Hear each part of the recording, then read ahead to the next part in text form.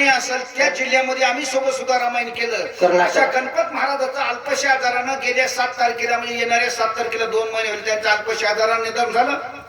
रामायणामध्ये त्यांचं आयुष्य गेलं. मागच्या लक्ष्मण शक्तीला सुंदर आवाजामध्ये रामायण त्याने गायलं होतं. ते तुम्ही सर्व श्रोत्याला मंत्रमुग्ध केलं होतं. तेच आज आपल्यातले नाहीत.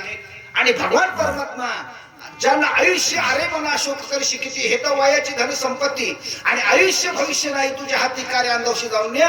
भगवान परमात्मा कोणाला किती आयुष्य द्यायचं कोणाचं काय भविष्य घडवायचं ते घडवत असतो.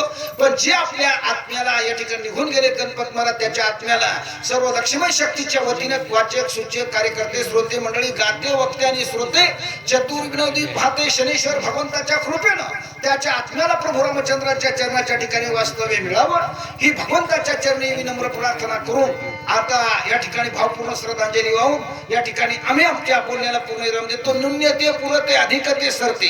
पटलं असेल तर घ्या, पटलं नसेल तर आमचा आम्हाला टाकून द्या. झालेली सेवा भगवान परमात्म्याच्या चरणी समर्पित की सेवेला पूर्णविराम आहे. वाचक सूचक सुंदर आलेले चांगल्या प्रकारचं गावकऱ्याच्या वतीने नियोजन झालेलं आहे आणि असंच या ठिकाणी राम